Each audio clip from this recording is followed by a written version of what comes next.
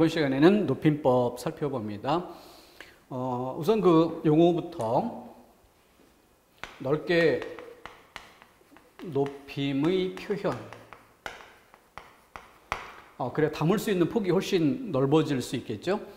그리고 우리가 쓰는 대부분의 말들이 그 좀 좁은 영역에만 국한해 제한적으로 쓰이는 그런 뜻이 있고 조금 더 넓은 뜻을 대표적으로 그러니까 원래 좁은 영역을 나타내는 게 본래의 뜻인데 이것이 대표성을 띠다 보면 그 인근의 전체적인 영역을 포괄적으로 말하는 이런 경우가 있죠.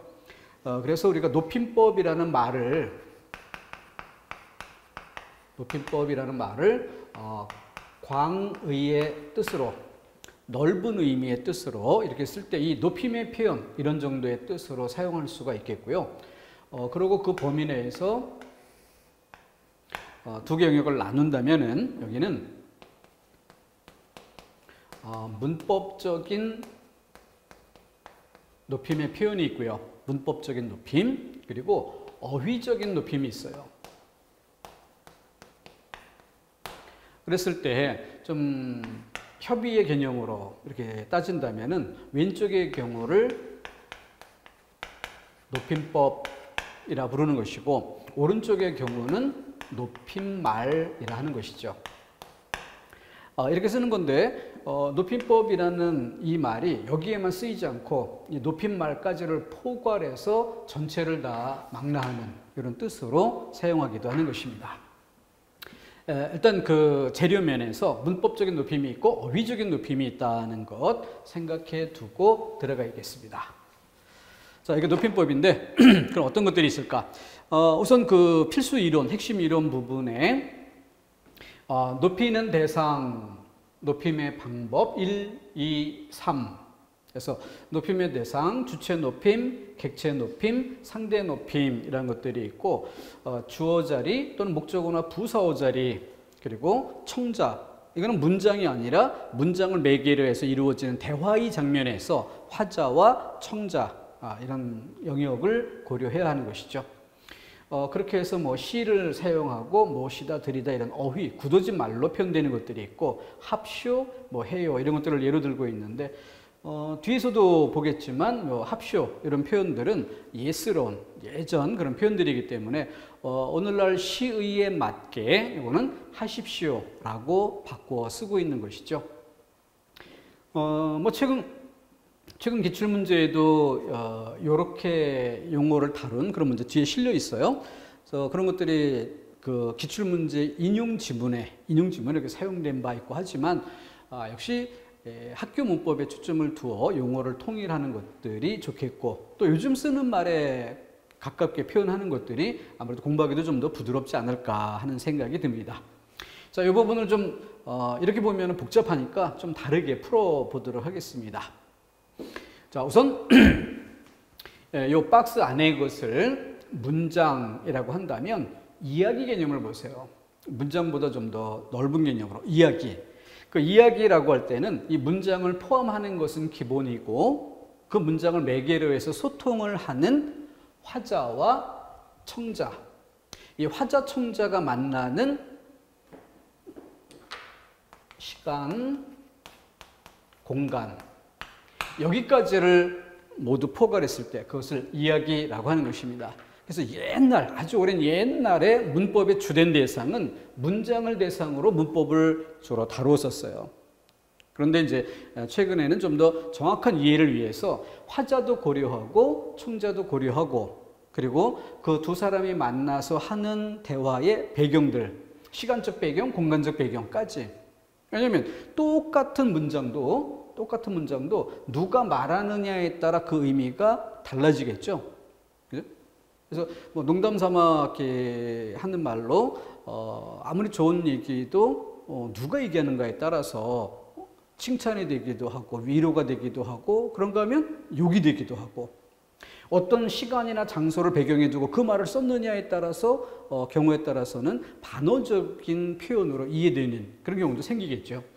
그러니까 화자, 청자, 시간, 공간까지를 고려할 때 제대로 된 이해가 가능하다 이렇게 볼 수 있을 겁니다. 그래서 이야기를 중심에 놓는 것이 요즘 추세죠. 추세라기보다는 이미 그렇게 정착이 됐다라고 봐야 할 것입니다. 자, 일단 문장을 놓고 부분 요소를 좀 보겠습니다. 아버지께서 할아버지께 용돈을 들이셨습니다. 물론 실제 말은 들이셨습니다 이렇게 축약해서 쓰겠지만 부분의 요소를 설명해야 되기 때문에 풀어서 들이시었습니다 이렇게 풀어서 썼습니다. 서술어 자리에 초점을 두고 본다면 여기 들이다란 말이 쓰였는데 재료면에서는 어휘적인 높임법이죠. 들이다라고 굳어진 낱말을 사용했으니까. 그럼 이 들이다가 하는 역할이 뭐냐라고 했을 때 객체 높임. 어휘적인 높임이기 때문에 객체 높임 말이라고 표시를 해봤습니다. 할아버지를 높이기 때문이죠. 자, 아버지가 용돈을 주는 주체예요. 용돈을 줍니다. 그럼 용돈을 주는 이 동작은 누군가 상대방이 있어야 되겠죠. 용돈을 주는 동작이 미치는 대상, 서술어의 대상이라고 할 수 있죠. 그걸 객체라고 말하는 것입니다. 그러니까 드리다라고 했을 때 드리는 대상, 받아야 될 사람이 있죠. 할아버지가 받는다는 겁니다. 그래서 이 할아버지를 객체라고 하는 것이고 드리는 주체, 아버지죠. 그래서 아버지 뒤에 깨서를 붙여서 주체도 높여줬고 할아버지 뒤에 깨를 붙여서 객체도 높였고 그리고 드리다라는 소수로를 통해 객체 높임이 다시 한번 표현됩니다. 시를 통해서 주체 높임이 또 한번 표시되고요. 그럼 맨 끝에 습니다는 뭘까? 습니다. 이거는 아버지를 높이는 것도 아니고 할아버지를 높이는 것도 아니고 바로 이 대화의 장면에 있는 내가 이 문장을 말할 때 아버지가 할아버지께 용돈을 드렸다라고 고저질할 때 고저질하는 대상 바로 상대방, 형. 그러니까 아버지는 나나 형한테는 용돈 안 주고 할아버지한테만 드렸다라는 걸 이야기하는 장면입니다. 그러니까 이 습니다는 바로 말 듣는 이, 형을 높이는 표현인데 이 말 듣는 이를 일컬어서 뭐라고 한다? 상대방, 상대라는 것입니다. 그러니까 상대 높임이죠. 근데 들이다처럼 굳어진 낱말, 어휘를 쓴 게 아니라 시, 비읍니다. 이런 것들은 선어말어미라는 문법 요소죠. 그러니까 문법 요소를 통해 높임을 표현했으니까 높임법이라고 명명해 보겠습니다. 여기는 높임말, 어휘적인 높임이고요. 주체 높임, 객체 높임, 주체 높임, 그리고 여기는 상대 높임. 한 문장을 통해서 각각의 요소가 어떻게 영향을 미치는가, 어떤 작용을 하는가 하는 것을 한눈에 볼 수 있도록 해줘야 되겠습니다. 자, 그래서 용어 정리, 주체, 문장 안에서 서술어의 주체가 되는 것, 서술어의 동사가 쓰였다고 한다면 그 동작의 주체, 이걸 주체라고 한다. 그럼 객체는 뭐냐? 서술어 자리에 쓰이는 동작의 대상, 서술에 어떤 작용이 미치면 작용이 미쳐지는 그 대상을 객체라고 부른다. 서술어의 대상이에요. 그와 구별해서 상대, 서술어의 대상이 아니라 문장을 전해 듣는 상대방, 이것을 상대라고 한다. 그래서 객체 높임은 어휘적 높임으로, 주체 높임은 어휘적 높임도 있고, 뭐 계시다 이런 말처럼 어휘적 높임도 있고, 시와 같이 선어말 어미로 높이는 방법이 있고요.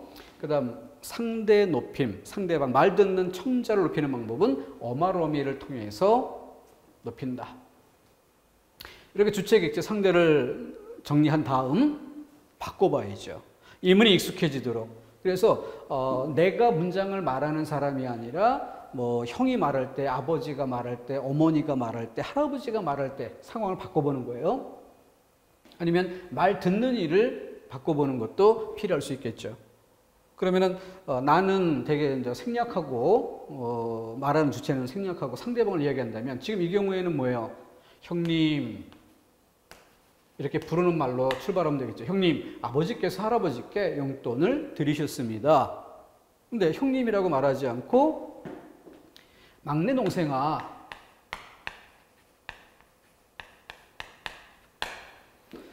그럼 막내 동생아라고 하면은 말 듣는 이가 바뀌겠죠? 말 듣는 이가 바뀌면 화살표 따라서 어디가 바뀌어야 되겠어요? 어말어미가 바뀌는 거죠. 그러니까 막내 동생이니까 높임의 표현 쓸 필요가 없겠고 나머지는 그대로 써야 되니까 아버지께서 할아버지께 용돈을 습니다를 다로 들이쉬었다 이렇게 바꿔주면 되겠죠. 다음 막내 동생이 아니라 뭐 할아버지, 말 듣는 이가 할아버지라고 바뀐다면은 아버지께서 뭐 형에게 대상을 바꿔보는 거죠. 그럼 아버지께서 형에게, 아버지께서 해서 께서를 붙일까 말까. 할아버지가 말 듣는 인데 앞전법 써야 되겠죠. 더 높은 할아버지 앞에서는 아버지를 높일 수 없으므로 아버지가 께서를 가 이렇게 바꿔줘야 되겠고, 형에게 용돈을, 그러면은 주체가 높임의 대상이 아니고 할아버지가 아니라 형이니까 객체도 높임의 대상이 아닌 거예요.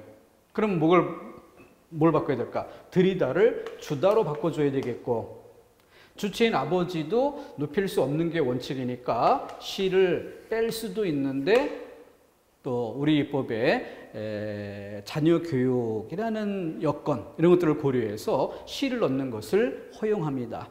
그건 탄력적으로. 그래서 할아버지가 말 듣는 이니까 줄 따라가서 어마로미는 높임의 표시로 표현해 줘야 되겠죠. 그럼 할아버지에게 말하는 문장으로 바꾼다면 할아버지, 아버지가 형에게 용돈을 주셨습니다. 아니면 용돈을 줬습니다. 시는 뺄 수도 있고 넣을 수도 있는 거니까. 그때 객체 높임의 어휘, 높임의 표현의 단어를 쓰면 안 되겠고요. 비읍니다는 상대방을 높이는 거니까 써야 되겠고요. 시는 탄력적이고, 그러나 깨서는 넣을 수 없다. 자, 이렇게 어떤 경우 누가 누구를 대상으로 말하는가라는 상황들을 바꿔가면서 그랬을 때 주체가 바뀌는지 객체가 바뀌는지 아니면 이야기의 상대가 바뀌는지에 따라서 이 화살표 방향 따라가 해당된 부분을 바꿔가면서 연습을 하면 좋겠습니다. 따라서 주체, 객체, 상대의 높임의 표현은 이 그림으로 깔끔하게 정리해 주시는 것이 좋겠습니다. 기본적인 용어 정리, 개념 정리도 명확하게 딱 떨어지고요. 그리고 예문을 바꿔서 보면서 밑에다 포스트잇 하나 붙여가지고 다양한 예문을 연습해 보는 거죠. 그러면 능숙하게 처리할 수가 있습니다. 연습하십시오. 자, 다시 그 기본적인 자료들하고 이번에는 아주 높임, 예사 높임, 높임의 등급. 이걸 어려운 옛날식 문법용어로 이야기하면 대우의 등분이라는 말이 있어요. 한번 써보고 그냥 지웁니다. 대우의 등분. 상대방을 대우하는데 등급이 있다는 거죠. 클래스를 나누는 개념입니다. 거기에 크게 나누어서 격식체와 비격식체로 나눕니다. 격식체는 좀 더 공적인 자리 이런 데서, 그러니까 그만큼 대우의 등분이 명확히 나뉠 필요가 있고요. 비격식체라는 거는 격식을 차리지 않아도 좋을, 그러니까 지극히 사적 자리, 사적 상황에서의 표현, 거기는 두루두루 높이는 것과 두루두루 낮추는, 높임과 낮춤 정도로만 구별이 됩니다. 근데 여기는 높임도 2단계, 낮춤도 2단계, 예사 낮춤, 아주 낮춤, 예사 높임, 아주 높임. 그래서 이 부분에 가장 대표적인 것으로 하십시오를 제목격으로 하십시오체라고 부릅니다. 우리 프린트에 거기 합슈체라고 나갔죠. 옛날식 용어고요. 요즘도 이 용어를 그냥 관습적으로 많이 쓰는 경우도 있는데, 그것이 또 특히 국회직 기출문제의 인용자료에 이런 용어가 등장하면서 또 그렇게 사용되는 바가 있습니다. 그냥 무시하고요. 하십시오체라고 정리해 두시기 바라고요. 두루 높이는 정도를, 예사 높임의 정도를 하오, 그렇게 하오, 하십시오, 더 높이는 표현입니다. 하게, 낮추면서도 상대방을 조금 그냥 막무가내로 무시하는 정도가 아니라 아랫사람인데도 예우를 조금 해주는 하게체가 있고, 뭐뭐 하게, 그것도 시를 넣어서 뭐뭐 하시게 이렇게 표현하는 방법. 해라, 그냥 말 그대로 반말이죠. 헤라체 같은 경우는 요를 붙일 수 있느냐 없느냐로 구별한다. 요를 붙이는 경우는 기본적으로 이렇게 오른쪽에 두루 높임의 그런 표현이 되는 것인데, 높임의 조사를 얘기하는 거예요. 그 조사 빼고 말이 되는 그런 정도인가, 붙일 수도 있는, 그러니까 상대방이 높일 수 있는 대상인가, 이에 따라서 요를 붙여보고 빼고로 어느 정도 구별 가능한 예가 많이 있습니다. 참고하실 부분이고요. 예사 낮춤의 하계로 뭐뭐 하게, 뭐뭐 하세, 뭐뭐 이네, 뭐뭐 하네, 이런 것들은 쉬운 대표적인 기본 예문들입니다. 근데 는가 구먼 이런 것들은 좀 암기할 만한 거리, 이런 정도로 표시해 주는 게 좋겠고요. 일산화 높임으로 뭐뭐 하오, 뭐뭐 하소 기본이죠. 그런데 뭐뭐 합시다, 비읍시다의 꼴이나 뭐뭐 하는구려, 그런 형태는 좀 특이한 그런 그 형식이기 때문에 암기해 두는 것도 필요할 수 있습니다. 일단 암기거리를 표시는 해 두시고요. 이런 것들에 비해서 이런 것들은 암기하는 게 필요하다. 근데 표시만 하세요. 표시만.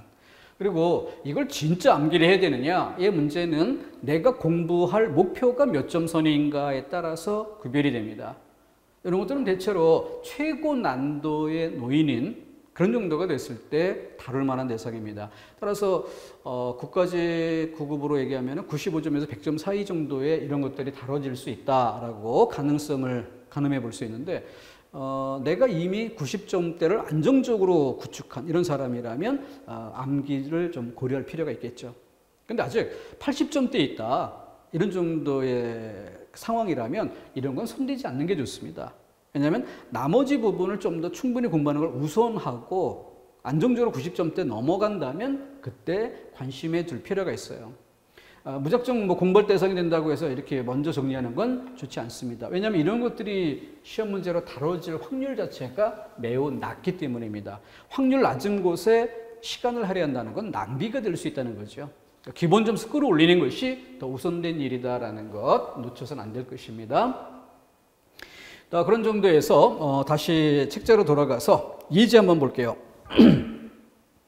자, 예제를 보시면은 다음 문장에서 높임의 대상이 되는 것을 보기에서 모두 고르라. 높임의 대상이 되는 것. 1번 예문 보면은요, 할아버지께서라고 했으니 이 께서는 바로 할아버지를 높이는 거죠. 그러니까 주체 높임이고, 께서라는 조사를 사용했으니까 주체 높임법이죠. 자, 뒤에 병원에 다녀오셨다, 다녀오다 뒤에 시가 쓰였습니다. 이 시 역시 주체 높임 선어말어미죠. 아까 우리 그렸던 이 그림으로 가면 시가 이렇게 주체를 높이는 것임을 알 수 있죠. 여기 조사 부분하고 시하고 두 개를 체크해 볼 부분이었고요. 자, 2번, 동그라미 2번. 선생님께서, 역시 께서 주체 높임의 조사. 직접 찾아오셨습니다 라고 할 때 1번처럼 시가 쓰였죠. 이건 똑같아요, 거기까지는. 근데 뒤에 비읍니다가 붙었어요. 비읍니다는 화살표 방향 따라 청자를 높이는 상대 높임법이죠. 다음 세 번째, 선생님하고 호칭을 썼습니다. 그래서 이 높임법 문제에서 아주 중요한 게 이 호칭이에요. 호칭. 자, 왜냐면은 선생님께서 뭐뭐뭐 하셨다. 이 문장만 놓고 본다면은 판단하기 어려운 지점이 있습니다. 그게 뭐냐면 선생님께서 뭐뭐 하셨다라는 이 문장을 학생이 말한 것으로 볼 거냐, 아니면 동료 교사가 말한 것으로 볼 거냐에 따라서 다르죠. 그러니까 동료 교사라면 너희 담임 선생님께서 너 오라고 하더라, 이렇게 얘기할 수도 있고, 학생 입장을 고려해서 너 오라고 하시더라, 이렇게 얘기할 수도 있죠. 동료 교사라면. 근데 학생이라면 반드시 시를 넣는 것만 인정이 될 겁니다. 그래서 높임법 문제를 풀 때 제일 먼저 점검해 둘 것이 호칭어라는 것. 이 호칭어가 화자와 청제의 관계를 명확히 드러내주기 때문에 답을 분명히 알 수 있죠. 자, 3번. 선생님, 제 말을 믿어주십시오 라고 했는데, 여기서 제 말, 이거는 틀린 거죠. 왜? 이 말이라고 하는 건 독특한 단어로서, 이거는 높임의 대상,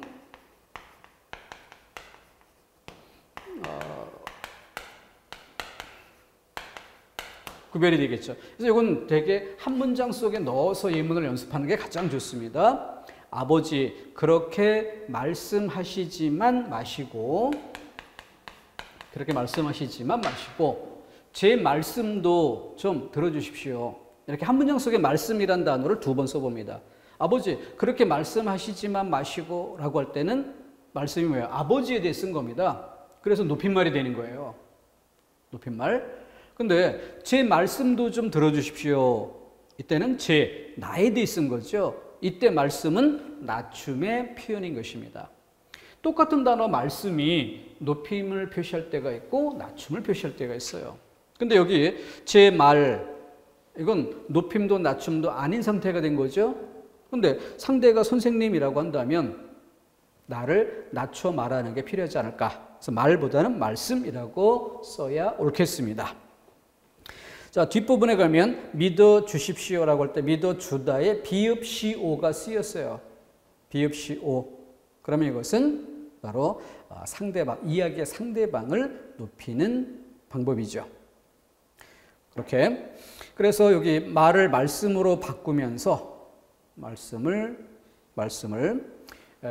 주체를 높이는 방법인가, 객체를 높이는 방법인가, 상대를 높이는 방법인가. 이 문장의 상황에서는 이야기하는 건 나고, 그리고 믿어주다 주체는 선생님이 되죠. 그러니까 선생님을 높이는 주체 높임이 쓰일 수 있겠다. 그런데 믿어주는 대상은 나니까 객체 높임은 쓰일 필요가 없겠고, 또 말 듣는 이가 상대방이니까, 상대방이 선생님이니까 상대 높임은 쓰일 필요가 있겠죠. 주체 높임과 상대 높임이 필요하겠습니다. 다음 4번, 할머니께서 진지를 드신다라고 할 때 할머니께서 주체, 그래서 들다 플러스 시, 주체 높임 선어말어미. 니은다를 쓴 것으로 보아 말 듣는 이는 높임의 대상이 아닌가 보다, 이렇게 판단해 볼 수 있겠죠. 나는 어머니께 과일을 드렸다. 드리다, 굳어진 말에서 객체 높임. 6번째, 선생님께서 부모님께, 선생님께서 주체, 부모님께 객체, 가정통신문을 발송하다의 시. 그러면은 시는 주체 높임이죠. 그래서 부모님 뒤에 께, 이걸 통해서 객체 높임이 쓰인 부분을 확인해 볼 수 있고요. 맨 끝에 시를 통해서 주체 높임도 확인해 볼 수 있습니다. 그 정도. 그래서 맨 밑에 그 답지 부분에서는 특히 좀 챙겨줄 것은 2번 문제, 동그라미 2번에 대해서 정답이 기억만 표시가 되어 있는데 여기는 상대 높임, 비읍니다도 쓰였다는 점을 고려해야죠. 그래서 디귿이 추가돼야 한다.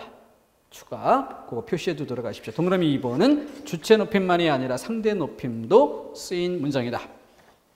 자, 실전 문제로 마무리해 봅시다. 실전 문제. 자, 높이고 있는 대상이 누구냐? 높이고 있는 인물이 뭐냐? 기억. 할아버지께서는, 그래서 주어 자리에 할아버지가 등장했죠. 그래서 맨 끝에 밑줄 친 부분, 도우시다, 돕다라는 서술어 자리에 시가 쓰였죠. 시. 그래서 시는 아예 선어말어미라고만 하지 말고 주체 높임 선어말어미. 선어말어미 중에 시니까 주체 높임 선어말어미. 그래서 주체라는 것을 분명히 알 수 있죠. 그럼 기억만으로도 할아버지 딱 골라지면 1, 2번 탈락, 3, 4번으로 압축이 되고요. 3, 4번으로 압축이 된 상태에서 니은이 갈라지네요. 그래서 니은, 형님이 선생님을 모시고, 모시다라는 것은 어휘적 높임이죠. 그랬을 때 모시는 주체, 형님이 모시는 것이고, 모시는 대상, 선생님이죠. 그러니까 이 모시다라는 말은 높임의 표현인데 형님에 대해서 썼어요? 선생님에 대해서 썼어요? 선생님이기 때문에 모신다는 표현을 쓴 거죠. 따라서 객체라는 걸 알 수 있겠고, 니은에서 선생님으로 정하면 이미 그것만으로도 답이 디귿과 무관하게 4번이 된다는 점을 알 수 있습니다. 그러니까 4번을 잠정적인 답으로 놓고 디귿 자리에 할머니가 맞나 검증하는 차원에서 가볍게 확인해 보면 될 것입니다. 두 번째 문제. 밑줄 친 부분의 높임 표현 중에서 그 용법이 다른, 맞거나 틀리는 것이 아니라 다른 걸 묻는 문제예요. 1번, 명절을 맞아 선생님을 찾아뵙다. 높임 말, 어휘적 높임이 쓰였죠. 자, 그러니까 찾다라는 말의 주체는 나쯤 되겠죠. 내가 그럼 찾아뵙다 라면은 이 스스로의 뵙는 그냥 평어로 바꿔서 보는 거죠. 보는 건 보는 대상이 있어야죠. 그랬더니 보는 대상은 선생님이더라. 따라서 이때 뵙다라는 건 보는 대상이 높임의 대상이기 때문에 높임말을 쓴 것이다 라는 걸 알 수 있고, 선생님을 높이고 있다. 그러니까 주체가 아니라 객체. 이 이야기의 상대방도 아니죠. 만약에 상대방을 높인다면은 배웠습니다. 어마로미가 높여졌겠죠. 1번은 객체였습니다. 2번, 그저께는 할아버지께서 댁에 계셨다. 할아버지께서 댁에 계시다. 문장의 주체가 할아버지. 예선말로 있다. 할아버지가 집에 있다. 바로 그 서술어 자리에 계시다라는 높임말로 바뀌었는데, 이때 높임말은 높임말, 어휘적 높임이란 점에서 다른 선택지와 공통된 면이 있지만 이 화살표 방향이 다르죠. 있다, 계시다. 그거는 주체를 높이는 거죠. 할아버지 자체를 높이는 것입니다. 자, 그래서 1번이 객체, 2번이 주체 이렇게 뚜렷이 갈렸어요. 방향이 갈라졌습니다. 그러니 3, 4번이 어느 쪽을 지지하는가에 따라서 나머지를 답으로 고르면 되겠죠. 그래서 3번에 나는 이란 주어가 아주 뚜렷합니다. 그러니까 들이다. 나를 높이는 게 아니겠죠. 객체 높임임을 알 수 있고, 그에 따라서 1, 3번 객체, 2번이 주체니까 2번이 다르겠다라고 잠정적으로 표시한 뒤에 4번을 또 한번 검증할 필요가 있겠습니다. 다음 3번 문제. 객체 높임법을 확인할 수 없는 것. 그래서 1번에 들이다. 이제는 객체 높임말로 쓰이는 것들이 어느 정도 암기가 자연스럽게 느껴지는 그런 정도가 될 수 있을 겁니다. 들이다, 들이다. 주다의 높임이죠. 3번에 모시다, 4번에 뵙다. 상대적으로 구별하기가 쉽습니다. 다음 네 번째 문제. 이거는 답을 이해하는 것보다는 국회지 9급이라는 점을 주목하기를 당부드립니다. 국회직의 커트라인이 얼마나 될까요? 국회직의 전체 커트라인. 근데 그 커트라인 안에서 국어의 커트라인만 따로 떼면 어떨까요? 국가직 9급이나 이런 데 비해서 훨씬 낮아집니다. 얼마 전에 나온 자료에 입각하면은 예를 들어 80점 이게 채 안 되는 그런 점수가 나온 적도 있는데, 그게 합격자들의 커트라인이 아니라 평균 점수인 합격자의 평균. 그럼 커트라인은 훨씬 낮은 80점도 못 맞은 사람이 합격한 경우도 있었다는 거죠. 근데 80점이 커트라인이라고 치더라도 그 위에 틀려도 좋을 문제가 4개, 5개가 되는 것입니다. 그 정도에서 이런 문제는 아주 난이도 높은 구석진 그런 내용을 다루기 때문에 반드시 맞춰야만 합격권에 드는 문제가 아닙니다. 그런 문제의 질을 먼저 평가하고 내가 공부할 범위에 이걸 포함시킬 거냐 말 거냐를 먼저 정하는 게 필요해요.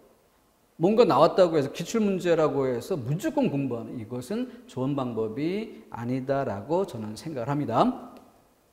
그래서 그 문제 질에 따라서 어느 정도 좀 하더라도 나중에 또는 내가 어느 정도 점수대가 됐을 때 그때 할 것인가 이런 것들은 좀 구별했으면 좋겠다는 생각이고요.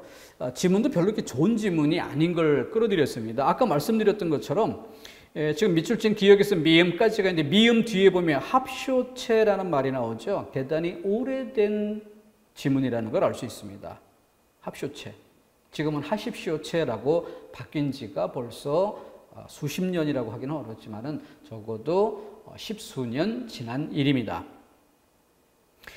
그런데다가 아까 우리 칠판에서 왼쪽에 격식체 4등급, 오른쪽에 비격식체 2등급 했는데 여기는 격식체와 비격식체 구별도 없이 짬뽕에서 6개 등급이라고 말하고 있어요. 그러니 좋은 지문이 아닌 것이죠. 문제를 위해서 끌어들인 그런 정도라고 보는 게 좋습니다.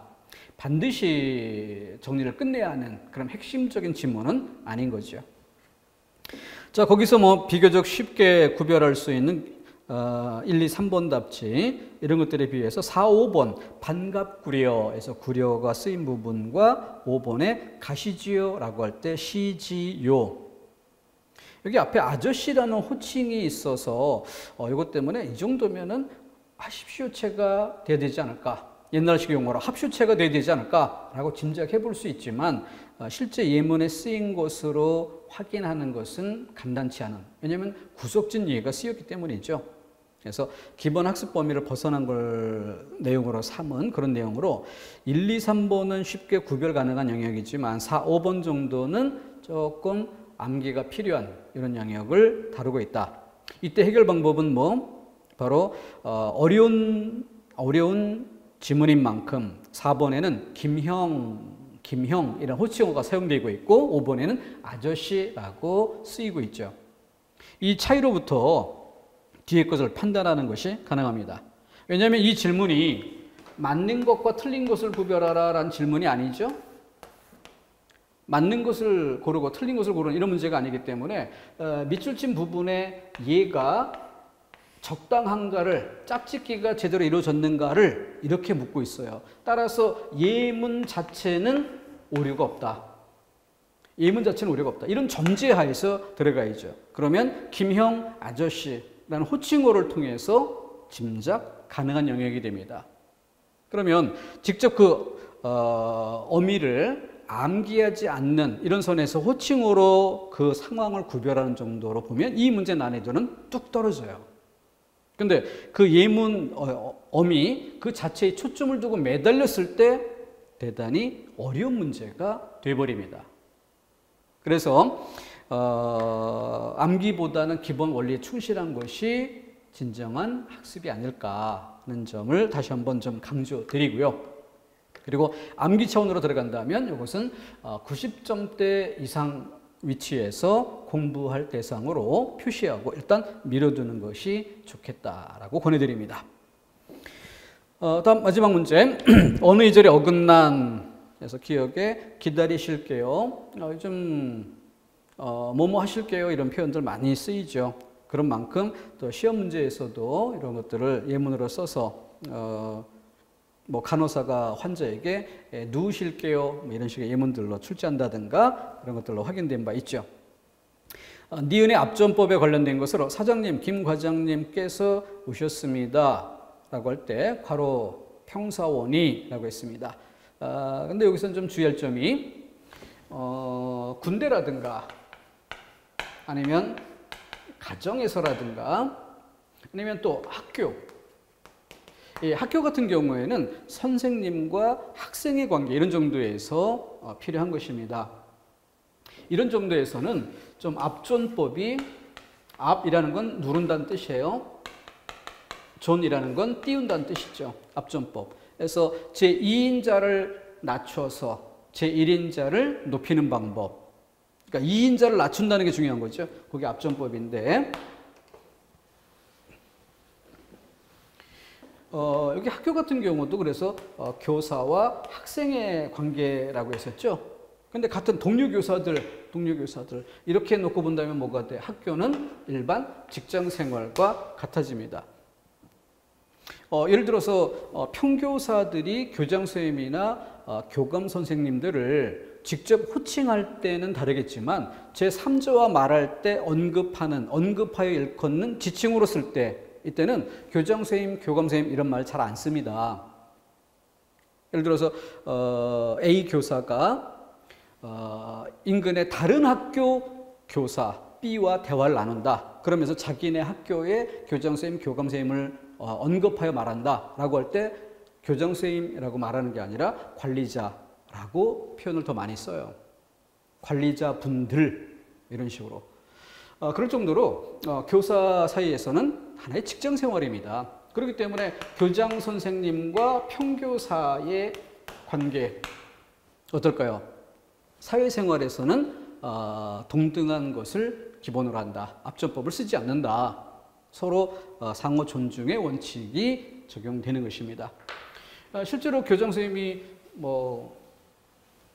방송에다 대고 교무실에 있는 3학년 일반 담임 선생님 교장실로 좀 와라 이렇게 할 수 있겠나요? 오십시오라고 하겠죠. 서로 예우하고 서로 높이는 상호 존중의 원칙을 사용해야 합니다. 사회는 그래요. 직장 생활은 그게 기본입니다. 참고해 두시고. 그러면서 앞전법을 써야만 하는 상황이라면 누가 누구를 높이고 누가 누구를 덜 높이는가. 사장님이라고 호칭했으니까 김 과장님께서 오셨습니다 라고 할 때 김 과장님 이 님자를 붙이는 정도는 괜찮다. 그런데 께서 이건 좀 과하지 않을 수 있는가 라는 부분에서 삼각형 좀 해주는 게 좋겠고요. 그게 현실적인 말하기가 됩니다. 뭐 햄버거 세트는 7,000원이세요. 7,000원이세요. 이다에 시를 붙였는데 주어가 햄버거 세트가 주어니까 사물을 높이는 것은 적절치 않습니다. 무시하고. 리을 같은 경우는 아버님 영수 씨 마트에 갔어요 라고 했는데 영수 뒤에 시를 붙이는 것도 문제고요. 마트에 갔어요 라고 할 때 아무리 가정에서지만 그래도 이와 같은 경우에 며느리와 시아버지 간의 대화라는 점을 고려한다면 좀 아주 높임의 표현을 쓰는 것이 더 좋지 않겠나 하는 점 두 군데를 점검해야 되겠습니다. 시와 그리고 갔어요 할 때 이건 예사 두루 높임이죠. 그 정도. 자, 그래서 명확하게 틀린 것들에서 니은 정도가 한 번 더 짚어볼 만한 앞전법이 고려되어야 하는 그런 상황인가.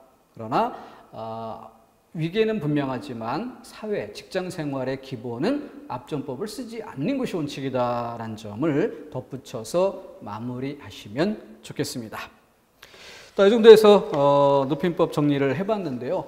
어휘적인 부분과 문법적인 부분 그리고 문장만 놓고 보는 것이 아니라 이야기를 단위로 한다는 점, 화자와 청자의 관계를 고려한다는 점, 화자와 청자를 고려해야 분명히 알 수 있기 때문에 가장 중요하게 점검할 대상이 호칭어라는 점 등등을 꼭 기억해 두시기 바랍니다. 일단 마치겠습니다.